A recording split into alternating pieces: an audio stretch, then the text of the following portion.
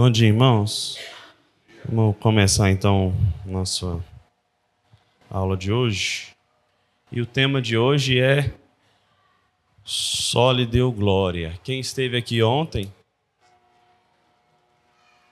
vai ver que a gente vai falar algumas coisas aí parecidas em relação ao tema. O que significa então só lhe deu glória, para a gente começar? Glória somente a Deus, né? E isso é mais do que um conceito, né, teológico, mas é um estilo de vida, vamos dizer assim, né? É como nós, como cristãos, devemos proceder no nosso dia a dia, né? Então, esse tema é o tema que fecha aí os 5 solas e é como se fosse a coroa final aí, a parte final. A gente já falou dos outros 4 solas. E o breve catecismo de Westminster, qual que é a primeira pergunta que tem lá? Qual que é o fim principal do homem? O fim principal do homem é glorificá-lo a Deus e gozá-lo, aproveitá-lo, né, para sempre, né? Então esse é o nosso fim, esse é o nosso propósito. Para que Deus nos criou?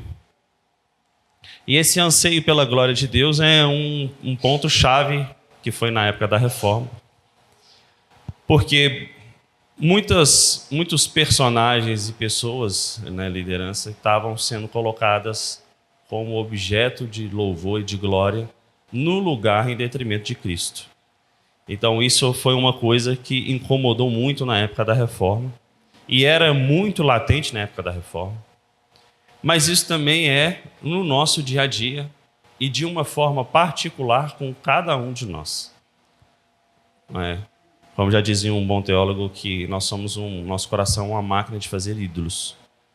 Então, cada um de nós faz pequenos ídolos nos seus corações e tendem a, em determinados momentos, com determinadas pessoas, circunstâncias, fazer pequenos deuses em detrimento de Cristo, que deveria ser o único.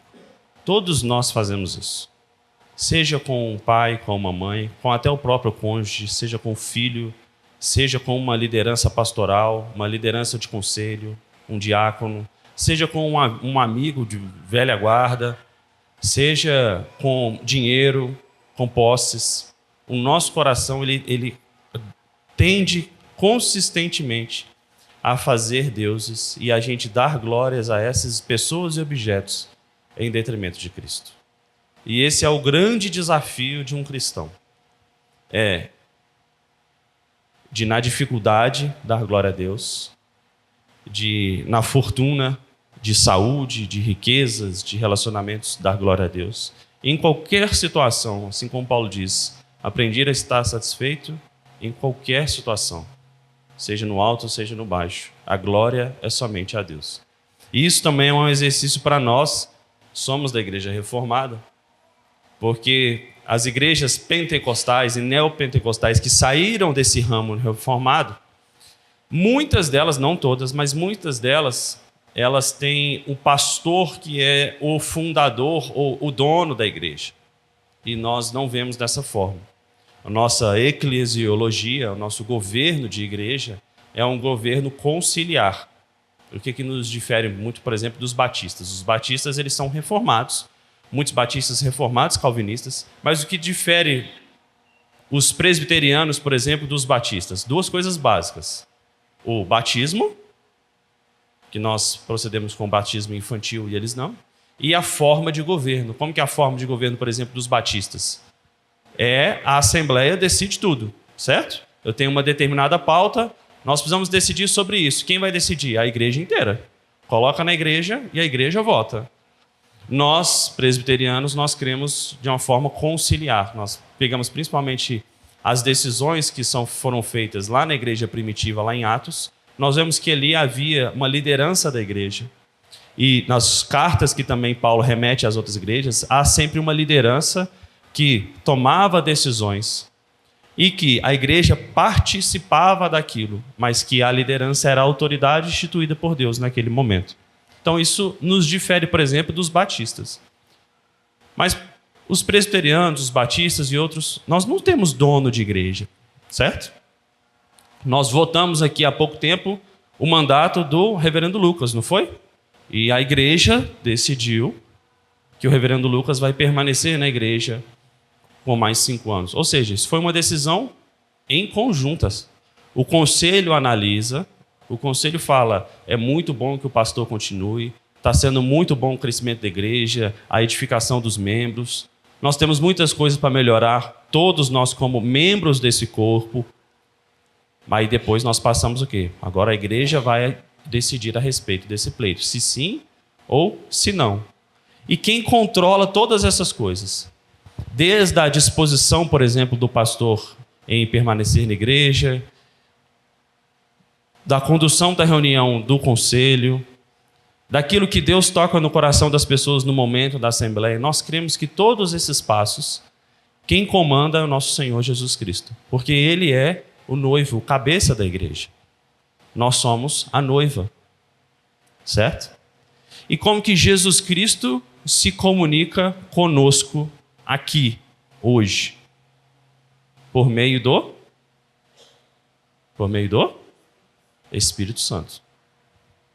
Beleza? Deu para entender aí a questão básica de liderança, de cabeça e de que para quem nós temos que dar glória. E esse é eu confesso que quando eu estava lendo, foi um exercício para mim também, porque todo mundo, é inevitável que todo mundo tem um Deus. Ou tem aquele que fala, esse aqui é o meu, como se diz, o meu calcanhar de Aquiles. E às vezes talvez isso não é tão nítido nesse momento, mas daqui a 2, 3 anos isso pode ser mais nítido para você. E todo mundo tem que buscar sempre a face de Deus em detrimento de outras coisas. E esse é um exercício de todo cristão. Todo cristão. Salmo 24, de 7 a 10, diz assim: levantai, ó portas, as vossas cabeças. É essa que nós vamos cantar, inclusive, né? Quem conhece esse cântico? Aquele Joel aí, o pastor e a Helena, a Mariana, só os da terceira idade conhecem esse hino, né? Esse cântico. Então, levantai, ó portas, as vossas cabeças, levantai-vos, ó portais eternos. Quem é esse o Rei da Glória? Quem é o Rei da Glória? O Senhor forte e poderoso, o Senhor poderoso na batalha. Erguei-vos, ó portas, erguei-vos, ó entradas eternas, para que entre o Rei da Glória. Quem é esse o Rei da Glória? O Senhor dos Exércitos, Ele é o Rei da Glória. E a glória é somente dele. Então, o que era o Salmo? O que são os Salmos? Salmos são aqueles cânticos que eram recitados, né, na comunidade ali de Deus, e que depois eles foram transcritos pelos escribas, compilados e juntados. Então, isso era uma forma deles mesmos de cantarem na sua língua. Já o Salmo 115 diz, de 1 a 3, não a nós, Senhor, não a nós, mas a teu nome dá glória, por causa do teu amor e da tua fidelidade. Porque as nações perguntariam, onde está o Deus deles? Mas o nosso Deus está no céu. Ele faz tudo de acordo com a sua vontade. O pastor ontem falou uma coisa que eu achei interessante, que o nosso coração é uma máquina de fazer ídolos, né? E que a gente faz ídolos, né? Calvinistas, presbiterianos, dentro da nossa igreja, dentro da nossa família, dentro do nosso trabalho, o tempo inteiro, né? E é interessante que, às vezes, aquele que é feito de um ídolo, às vezes, não é a intenção dele ser um ídolo, né? E ele citou vários nomes aqui, várias pessoas, e pessoas tementes a Deus, misericordiosas, mas a nossa tendência é sempre proclamar aquelas pessoas como, né, seres elevados, seres líderes natos, né? Ao invés da gente olhar para aquelas pessoas e falar, a pessoa está sendo uma bênção, um instrumento de Deus na nossa vida, e que Deus continue sustentando ele, porque a Bíblia fala, vigie para que não caia, e todos nós somos passíveis da queda, né? Então, muito se debate hoje sobre o culto cristão. Se a glória é somente a Deus, esse solo de glória que a gente está falando é a nossa vida. A nossa vida é um culto. Mas vamos explicar o que a nossa vida é um culto. Por que a nossa vida é um culto a Deus? Alguém quer tentar explicar aí? Qual que é o sentido quando falam isso? Ninguém?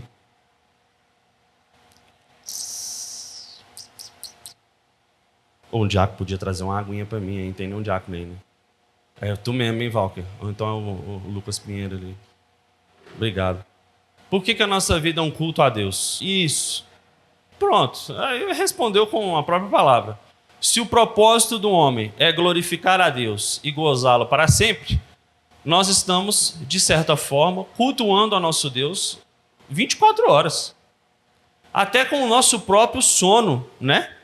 Quando a gente vai dormir, e às vezes o nosso inconsciente ele toma conta do consciente, a gente tem que orar para que Deus nos dê o quê? Aquilo que nos traz esperança, aquilo que nos cativa a Deus, aquilo que nos traz alento no Senhor, certo? Para que o nosso ser pecaminoso não domine nossa mente e nosso coração.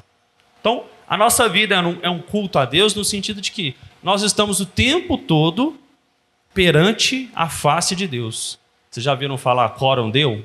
É isso. A gente está o tempo inteiro aqui agora perante a face de Deus. Pastor.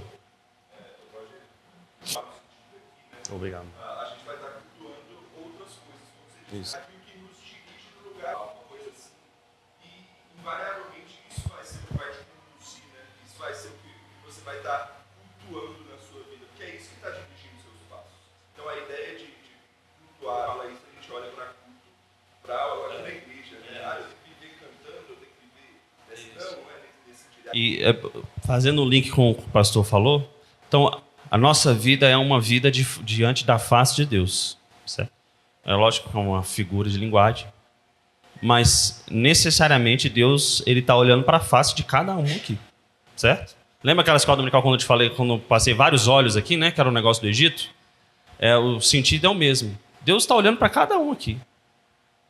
E de uma forma com que ninguém aqui consegue olhar, nem para si, nem para o próximo. Porque Deus ele nos conhece, assim, cada célula, cada neurônio, cada detalhe perfeito. Mas essa é a nossa vida perante a Deus. Então, a nossa vida, o solo de glória do nosso dia a dia, ele tem que ser dessa forma. Será que isso que eu estou fazendo está agradando a Deus? Será que isso que eu estou recebendo da graça e misericórdia de Deus, o que eu tenho que fazer com isso para agradar ainda mais a Deus e ao meu próximo? E glorificar o nome de Deus com isso. Ou se naquela dificuldade, o que eu tenho que fazer nessa provação que eu estou tendo para dar glória a Deus? Esse é o nosso desafio no dia a dia. Mas tem uma outra parte. A outra parte é a parte do culto, que a gente chama de culto solene. O culto solene se diferencia do nosso culto diário, da nossa vida perante a Deus. Certo? Porque, por exemplo, no nosso culto solene, você fica batendo papo, igual você bate papo no seu dia a dia? Não. No culto solene você levanta? Não. Só por uma medida de necessidade. No culto solene, o que a gente está fazendo? No culto a gente tem algumas partes da liturgia, certo? Quando a gente entra na igreja, a primeira coisa que a gente tem que fazer é o quê? Isso é um exercício. Quando você entra na igreja para o culto solene, a primeira coisa que você tem que fazer. Tem duas pessoas que fazem lá atrás, mas todo mundo tem que fazer. Orar. Porque você vai entrar ali diante da presença de Deus. Mas qual que é a diferença do culto solene do nosso culto da vida? No culto solene é um ajuntamento do corpo de Cristo. E nós estamos ali de uma forma, como eu posso dizer,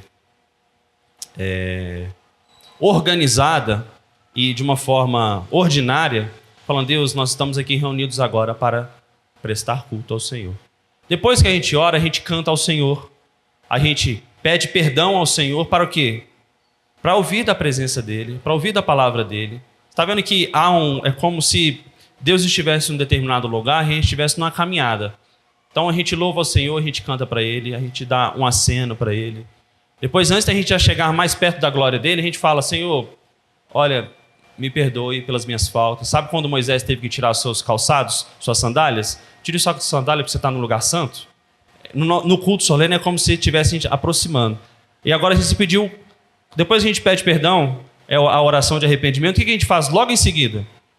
A gente louva a Deus, mas a gente louva de uma maneira diferente que a gente louvou até no início. Você tem às vezes essa sensação? De às vezes quando você... Agora nós confessamos o nosso pecado a Deus. A gente não pode cantar mais de uma forma mais solene. Não, a gente tem que contar com a maior alegria possível. Porque Os nossos pecados já foram perdoados. E a gente está entrando cada vez mais. E agora a gente chega na presença dele e devolve os nossos dízimos, traz as nossas ofertas. E depois a gente entra, parece que a gente entra no Santos dos Santos.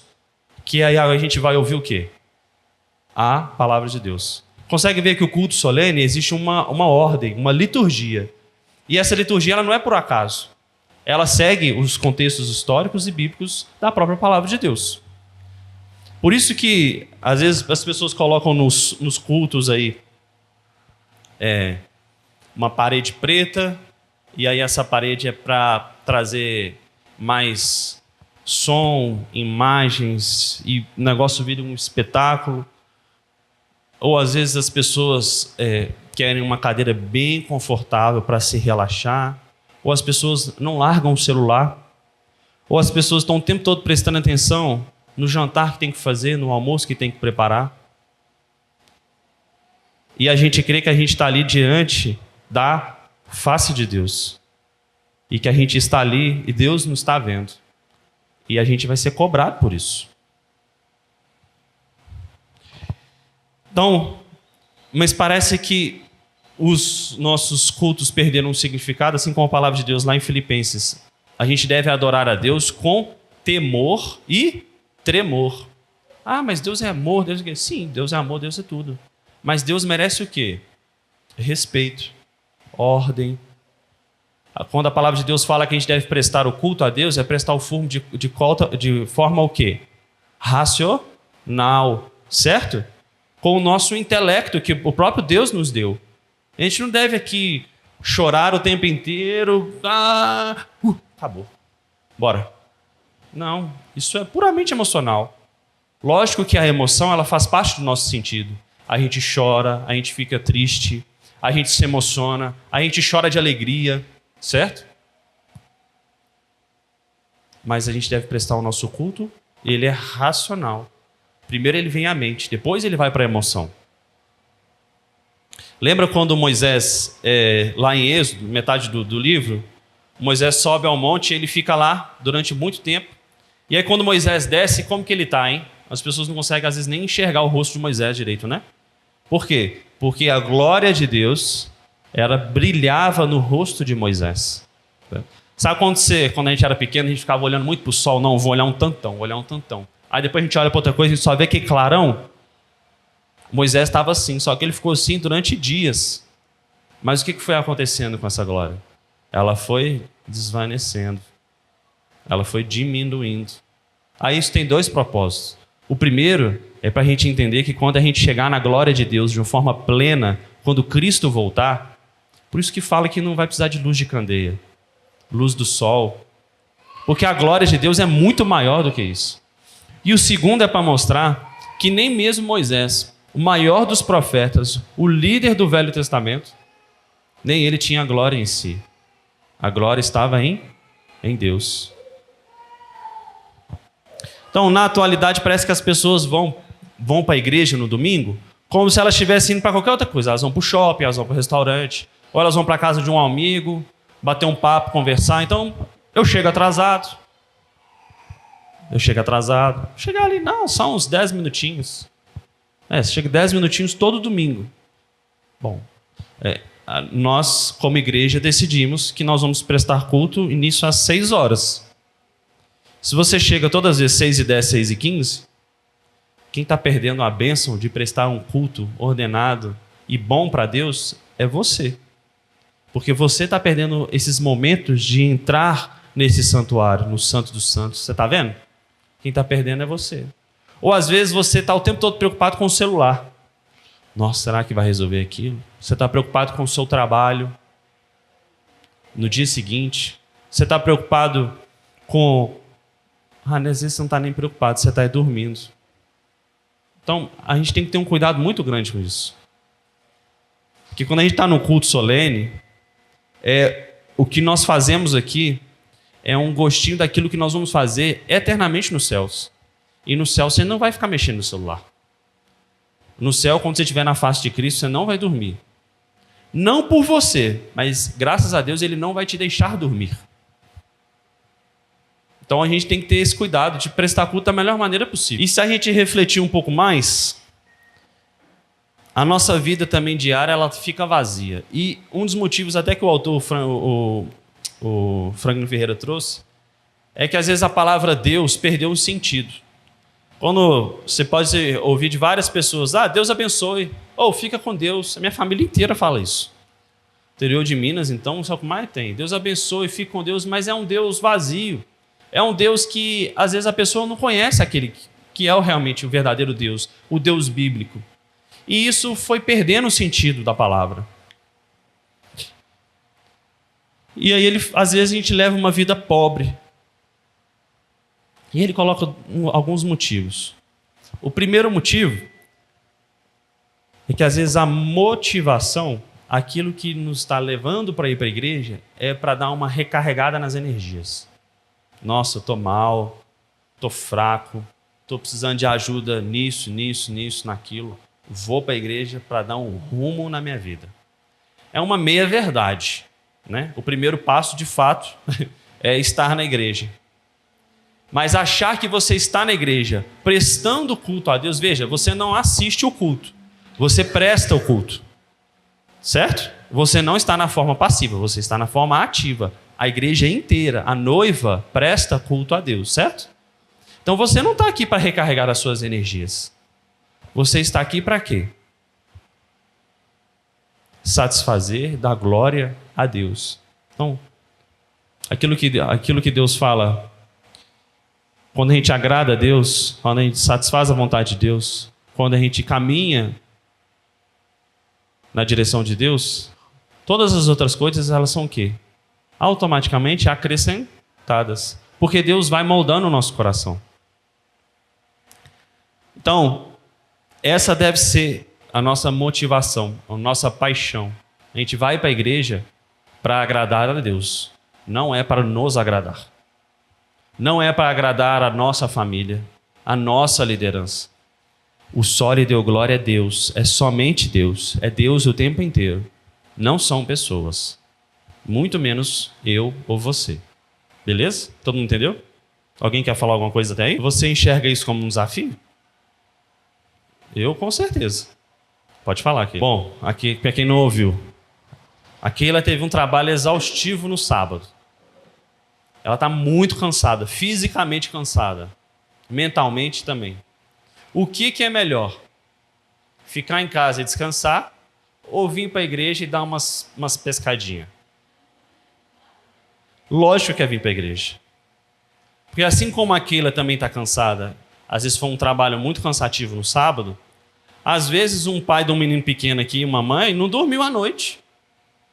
Às vezes alguém trabalhou aqui a noite inteira em determinado estabelecimento e chegou em casa de madrugada e acordou e está aqui 9 horas da manhã. Às vezes a gente não vai conseguir, por causa do pecado que há no mundo, a gente não vai prestar culto a Deus de uma forma plena. A gente não vai. Por isso que a gente fala que quando as coisas foram restauradas, acabou. Aí vai ser bom demais. Por isso quando a gente fala, a gente ora às vezes para que Deus aceite o nosso culto. Mesmo com o coração ainda manchado, com línguas impróprias, mas que ele receba isso no altar de Deus. Já viu essas orações? É exatamente nesse sentido. É muito melhor, sem sombra de dúvidas, que estejamos aqui. Sim. Exato. Sim. É uma obrigação vir para a igreja sem peso nenhum, igual é uma obrigação você tomar água todo dia. É uma delícia. Sabe quando você está naquela sede? Tudo seco. Tem gente que não gosta de beber água, né? Mas, enfim. Aqueles que gostam de beber água, sabe quando você está com muita sede, você pega aquela água naquela temperatura que você mais gosta? Aquilo é bom demais. É uma obrigação, você tem que beber água todo dia. Mas aquilo é uma bênção, é um refrigério, não é para o corpo? Assim é como a igreja. Agora, quando eu falei, se você chegou atrasado, se você está desatento, se você está no celular, se você está dormindo, isso são coisas que o mundo, a carne e o diabo, eles trabalham. E não é só em você, Keila, é em mim. Para eu chegar aqui hoje no horário, foi um desafio. Minha esposa sabe. Foi um desafio. E é para todo mundo aqui. Por exemplo, o presbítero e o Kiesaline estão no revezamento no hospital. É um desafio para cada um. Mas eu estou falando aquilo que a gente deve buscar. A gente não deve buscar aquilo que é o perfeito, aquilo que é o pleno. Mesmo que seja nesse momento inalcançável, que a gente sabe que não tem jeito.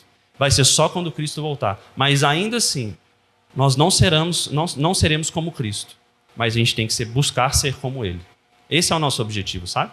É isso que é estar diante da face de Deus. É buscar cada vez mais. Isso é a vida de santidade, né? Buscar crescer cada vez mais. Não como uma utopia, eu nunca vou alcançar aquilo, desistir. Não. Cristo é o meu exemplo, é o Senhor, é o Filho de Deus encarnado. Eu quero ser como Cristo, porque eu quero adorar Ele, eu quero dar glória a Ele. Entendeu? Então, como entender melhor isso? Então a gente precisa ter seriedade como que Deus se revela nas Escrituras. Como prestar culto ao nosso Deus na nossa vida e também dentro da igreja. A gente precisa entender primeiro quem que é Deus.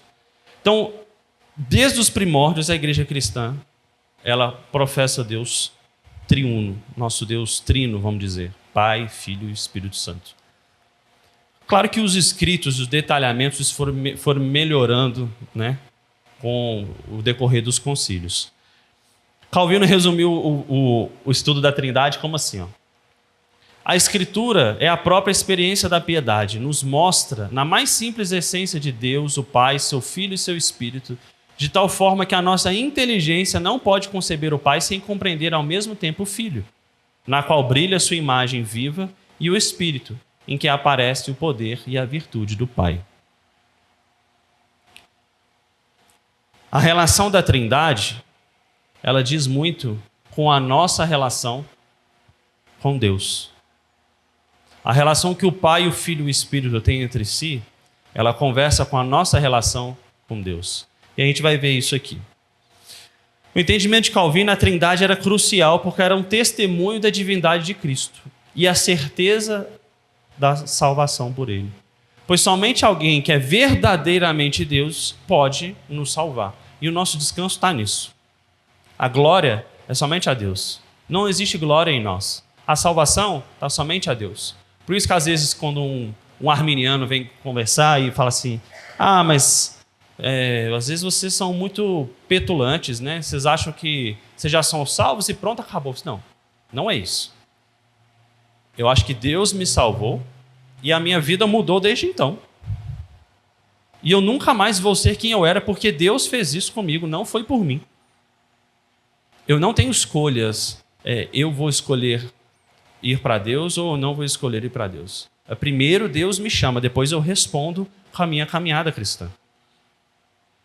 E ele continua, sendo totalmente indignos da consideração de Deus, devemos nutrir a esperança de ser salvos por Ele, com base no respeito que Ele tem pela glória do seu próprio nome e no fato que nos adotou sob a condição de jamais nos abandonar. O próprio Deus, dar glória a Deus. Nós vamos ver versículos de próprio Senhor Jesus Cristo fazendo isso. E essa relação da Trindade, ela se comunica conosco, que nós também devemos fazer da mesma forma. Lutero diz assim, aquilo que me consola é que a nossa doutrina atribui toda a glória e todas as coisas a Deus e nada aos homens. E é verdade que a doutrina do Evangelho subtrai toda a glória, sabedoria e justiça aos homens e atribui somente ao Criador que faz tudo do nada. Se você pegar a maioria das religiões, não são monoteístas, judaísmo, cristianismo e o islamismo, todas vão dar glórias às pessoas. Se você pegar o budismo, se você pegar o hinduísmo, se você pegar o espiritismo, que é muito forte no Brasil, todas são ações de homens e aquilo que o homem deve buscar.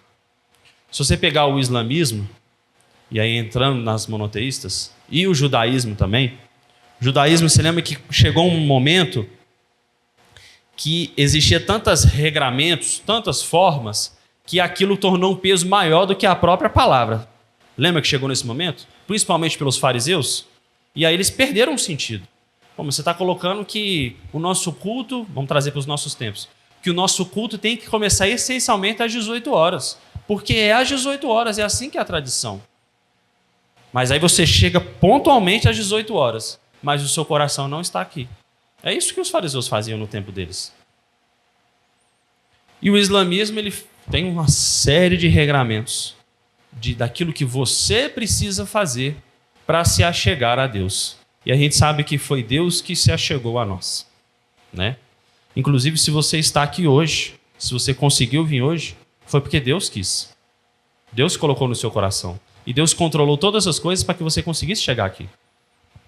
Alguém quer falar alguma coisa daí? Não?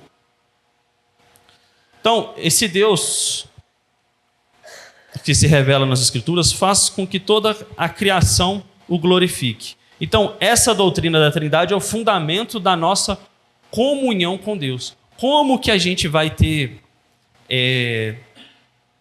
a base, a razão, o como agir com Deus? É a forma com que a Trindade se relaciona. Como que Cristo se relacionou com o Pai. Então, no Antigo Testamento, a glória do Senhor, o resplendor, a presença de Deus habitando em seu povo. Eu vou colocar uma imagem aqui, ó. Lembra que no Antigo Testamento? Vamos desde Gênesis. Gênesis, Deus, certo? Na viração do dia, ele caminhava junto com Adão e Eva ali, certo? Isso acontecia de forma sistemática, ao que dá a entender. Não foi um dia, certo? Eles caminhavam ali. Então, esse era o relacionamento. Por quê? Porque Adão e Eva tinham pecado? Não. Então, eles poderiam estar ali na presença plena de Deus? Sim. Adão e Eva caiu. E aí tem toda aquela história que a gente conhece. A maldição foi crescendo, crescendo, crescendo. Noé, dilúvio, pum, pá. Chega Moisés. Aí a glória de Deus novamente. Moisés sobe do monte. A face dele começa a brilhar. E aí o povo começa, agora vai, hein? Agora nós estamos vendo de novo. Agora vai. E aí essa glória de Deus, depois, ela é colocada num local. Aonde? No tabernáculo e no templo. Certo? A glória de Deus, de forma física e visível, ela era visível no tabernáculo. Inclusive, quando o povo de Deus é feito cativeiro na Babilônia e depois na Síria e tudo, a glória de Deus, ela é retirada, ela é movida. Eles veem a nuvem da glória, Shekinah de Deus, saindo do templo e indo em direção ao povo, que não estava mais em Jerusalém, mas estavam lá no cativeiro. É a forma com que o povo poderia ver, assim, olha só, a glória de Deus de forma visível está saindo daqui, que não tem mais ninguém, porque eles foram feitos cativos, e está indo para onde o povo de Deus está. Era visível isso. Então, essa é a glória de Deus. Ali está os santos dos santos, ali o povo adorando a Deus, e a glória dele era de forma visível. E aí, no Novo Testamento, como que é essa glória de Deus? Alguém quer tentar explicar? Como que você vê no seu dia a dia a glória de Deus? Se você for um judeu que viveu nessa época, como que você ia ver a glória de Deus de uma forma visível? Você ia lá para o templo, uma vez por ano, preferencialmente se você tivesse condição, você ia ver umas nuvenzinhas lá. De uma forma bem simples de dizer é isso. Hoje, como que você vê a glória de Deus? Ou você não vê a glória de Deus? Alguém quer responder aí? Ninguém não? Então, fique de mão abaixada quem não vê a glória de Deus. O pastor levantou. Tá certo. Vamos tentar, é isso mesmo. O exercício é esse mesmo. Éder, isso que o Éder falou e a Helena diz muito com o que era do velho e o que era do novo. Às vezes, se você tivesse vivido numa época dessa, você talvez, com o seu coração fazendo uma máquina de ídolos, no seu dia a dia, você não ia colocar tanto... Olha como que Deus é tão complexo e é tão perfeito em criar todas as coisas. Às vezes você está pensando toda hora, está chegando a hora de eu ir lá no templo ver a glória de Deus. E às vezes a criação e tudo aquilo que ele criou, como o salmista diz, todas as coisas contemplam e dizem, glorificam a Deus, às vezes você ia colocar isso em segundo plano. Porque o nosso coração é pecaminoso. Lembra? Nos maiores períodos de maiores milagres da palavra de Deus, eram os períodos que o quê? Que o povo murmurava, pejanejava, não queria nem saber de nada.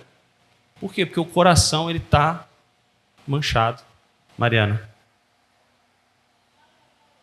Era isso? Proclama a glória de Deus no firmamento, na crença.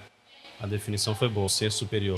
Eu lembro uns dias atrás aí, quando aquele foguete lá da SpaceX deu a volta, né? Na Terra e tal, e depois o foguete pousou assim, não sei quem viu isso. Eu achei fantástico. Eu falei assim, cara... Mas quando eu vi, eu assim, eu não coloquei o peso naquilo ali, dos engenheiros, o dono da empresa e tudo. Eu falei assim, olha, as pessoas foi Deus que criou, a terra foi Deus que criou, os materiais, os recursos foi Deus que criou. Olha que negócio complexo. Agora você imagina quando Jesus voltar. Um foguete que deu uma volta à terra, depois replanou e pousou. Daqui a pouco tem 200 pessoas por foguete dando... vou dar uma volta ao mundo ali. Você imagina a pessoa que criou isso tudo. É um negócio, assim, inimaginável, inteligível. Ontem a Júlia perguntou assim, mas Jesus nasceu, né? Eu falei, não, Jesus nunca nasceu. Esse é que é o negócio. Fisicamente, aí eu não expliquei isso para ela para não confundir, né? Fisicamente, num determinado momento, ele se incorporou, mas ele nunca nasceu como essência. E aí ela falou, olha... Tá, mas eu não consigo entender isso ainda hoje, não. Eu falei assim, eu também não. Também não. E às vezes, quando a gente morrer, quando Jesus voltar, às vezes a gente ainda assim, a gente não vai entender. Tem coisas que a gente não vai entender, porque nós somos criaturas. Não tem jeito. Então, essa era a glória de Deus. Então, tem vários textos, várias citações de... A glória de Deus era conhecido como o fogo. O fogo é aquilo que purifica, né? Aquilo que tira... a maldade, vamos dizer assim. É conhecido como glória, como luz, como resplendor. É Deus no seu santuário. Então, essas são todas as ligações. Isso no Velho Testamento. No Novo Testamento, a glória se entende como ser uma revelação da parte de Deus. Então, Deus é o Deus da glória, o Pai da glória, a glória majestosa. E o conceito se aplica plenamente em Cristo. Por que a glória se aplica plenamente em Cristo? A gente cantou isso, inclusive. Ele se abdicou do quê? Da sua glória, para se limitar à encarnação humana, certo? Ele abriu mão da sua glória, porque nós somos seres limitados. E ele fez isso por amor do seu povo. Mas depois o que aconteceu? No terceiro dia, ele foi assunto aos céus, está sentado à direita de Deus Pai, em majestade, em glória, em poder e soberania. E quando a gente lê lá em Apocalipse, quem vai abrir, vai romper os selos, que vai estar escrito o nome de todos aqueles que foram salvos? O Cordeiro de Deus, aquele que virá num cavalo branco, certo? Com manchas de sangue nas suas bordas. Por quê? Porque foi ele que travou a batalha por nós. Esse é o Cristo. A glória, o sólido e a glória, ele se culmina plenamente em Cristo. Eu tenho um livro legal, acho que alguns aqui até tem, né? Que é o... Qual que é dos três? É o Luzeiro, o Jumentinho... o Príncipe e a Taça de Veneno, né? E aí tem umas... como é um livro muito bem ilustrado, é bom pra gente, no nosso imaginário, né? É a hora que Jesus morre. E aí todas as pessoas que estão nas cidades, elas estão na cidade chamada Cidade dos Homens, que eles saíram do jardim de Deus. E há uma escuridão. E imagine essa escuridão sobre toda a face da terra durante 3 dias. Você já imaginou um trem desse? O temor que seria você olhar e falar assim, agora acabou. Mas quando Cristo ressurge e o sepulcro fica vazio, o céu fica completamente brilhando. A luz de Deus ilumina tudo. É como se fosse o rosto de Moisés em todo mundo, assim, todo mundo brilhando. E aquelas pessoas que já estavam sepultadas há dias, levantando dos seus sepulcros, agora elas estão vivendo de novo. Você imaginou que negócio assim, que loucura que é aquilo? A morte não tem poder contra Cristo. Ele venceu a morte. Um teólogo diz o seguinte: a palavra glória no hebraico é kabod, e significa uma raiz que é como se fosse peso. A glória é o peso de Deus. E a palavra grega, já no Novo Testamento, é como a ideia, é a palavra doxa, significa opinião. Então, juntando o novo com o velho, dar glória a Deus é ter como se fosse uma opinião de peso de quem é o verdadeiro Deus. Por isso que para a gente dar glória a Deus de uma forma agradável a Ele, primeiro a gente tem que fazer o quê? Conhecê-lo. Como que você vai dar, de fato, o peso que Deus merece, uma opinião sobre Deus se você não o conhece. Por isso, quando eu falei, às vezes, o significado da palavra Deus perdeu, né, o sentido. Deus abençoe, vai com Deus. Porque aquilo virou da boca para fora, virou um cumprimento meramente. A pessoa, ela tem que, de fato, conhecer a Deus. E John Piper falou assim, na Bíblia, o termo glória de Deus geralmente se refere ao esplendor visível, como a gente acabou de ver. Ou a beleza moral da perfeição multiforme de Deus. É uma tentativa de expressar com palavras o que não pode ser contido por palavras, como Deus é em sua magnificência e excelência revelada. Por isso que quando a gente fala que Jesus virá em plena glória, e nós estaremos vivendo nessa glória plena e eterna, a gente está tentando dizer o que vai ser, mas vai ser algo inimaginável. Inimaginável. Por isso que diz que não vai ter sol. Porque, imagina, você vai precisar de uma lanterninha, sendo que vai ter um fogueirão na sua frente. Mas vai uma pergunta. Por que Deus busca glória? Quem responder vai ganhar uma bala. Por que Deus busca glória? Quem quer tentar responder aí? Por que Deus busca glória? Vou dar o mesmo exemplo que eu dei em casa quando eu estava explicando para a Júlia ontem. Você vai fazer uma apresentação na igreja, no seu trabalho, nos seus estudos, certo? Aí vamos supor, finge que é a Júlia, tá? A Júlia vai fazer uma apresentação. Ela fez a apresentação super bem e cumpriu o propósito. Quem merece os parabéns? É eu? É a Keila? Não, é quem? Quem apresentou, certo? Parabéns. Você foi muito bem, certo? Você não tem que parabenizar a pessoa? Ontem nós não fizemos isso? Depois que cada criança se apresentou, o que nós fizemos? Parabenizamos ela, certo?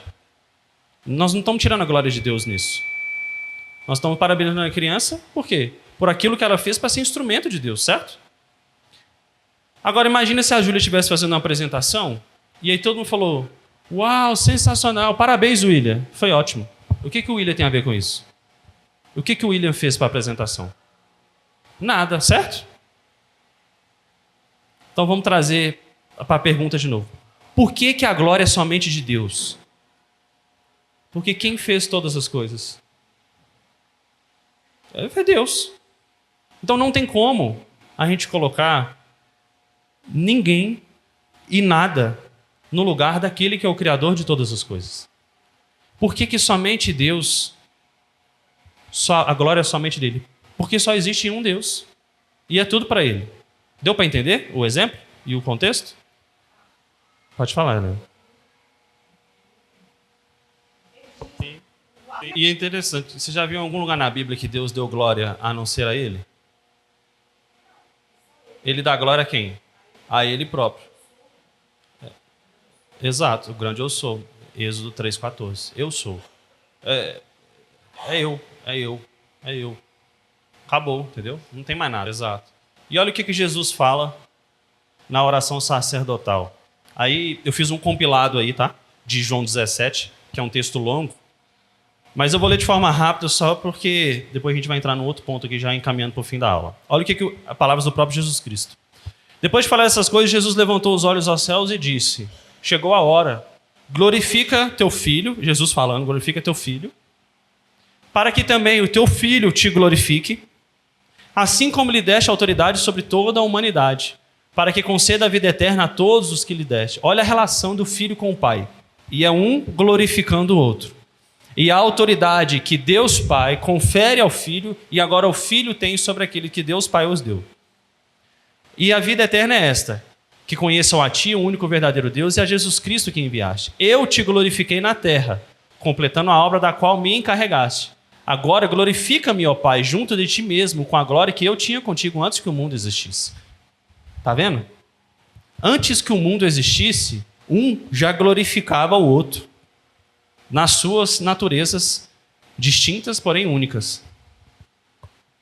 Todas as coisas me pertencem, são tuas, e as que te pertencem são minhas, e nelas sou glorificado.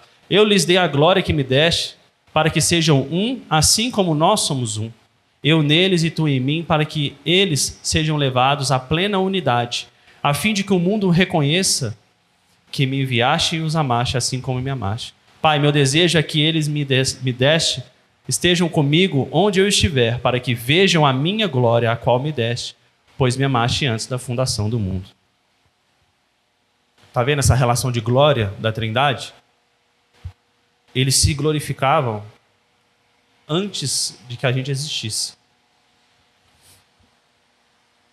E aqui vai uma coisa que talvez pode chocar à primeira vista, mas depois se acostuma com a ideia, tá? A própria queda que aconteceu no Éden, ela serviu e ela estava no propósito para a glória de Deus. Por que isso? Porque lá em Gênesis 3,15, é ali a promessa de salvação daquele povo.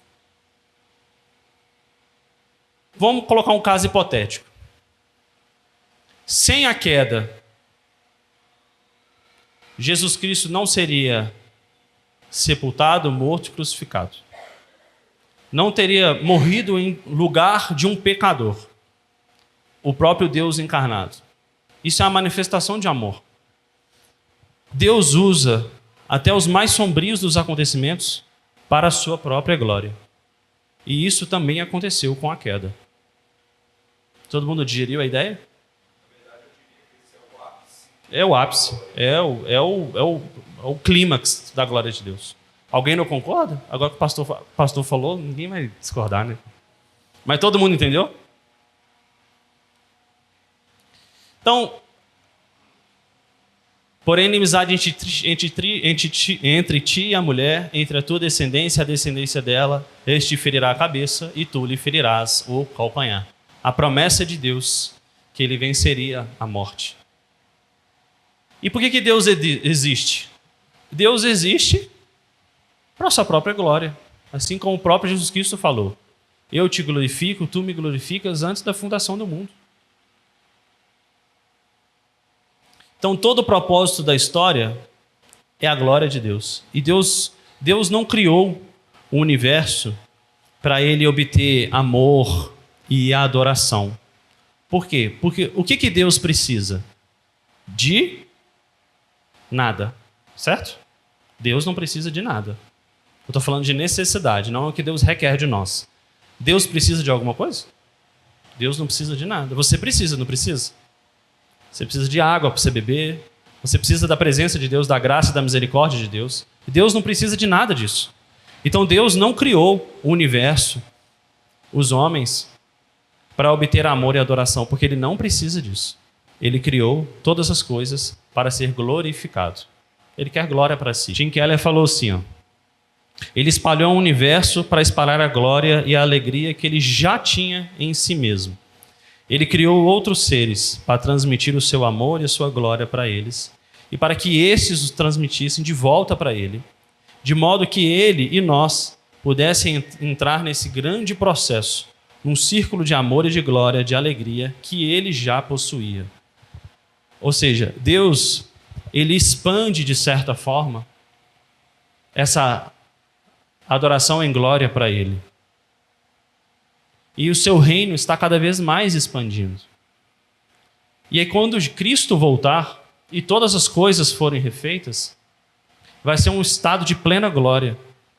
Toda a criação de Deus adorando o Deus Trino. Por isso que quando a gente lê lá em Apocalipse, falam que nós estaremos cantando glória, glória, glória ao Deus Altíssimo. Às vezes as pessoas leem e falam, nossa, no céu então eu vou ficar de branco, o tempo todo ajoelhado, falando isso eternamente? Não. Aquilo está dizendo que o nosso estado, quando Cristo voltar, vai ser um estado de 100%, plenamente, de dar glória a Deus, com todas as coisas. Aquilo que a gente não faz hoje em dia. Todo mundo entendeu? Então, algumas aplicações aqui para a gente terminar. Primeiro, quando a gente vive para a glória de Deus, o louvor não é algo a ser acrescentado, mas é a própria alegria de Deus. É a gente estar satisfeito com Deus, com aquilo que Deus tem nos dado, tem colocado em nosso meio.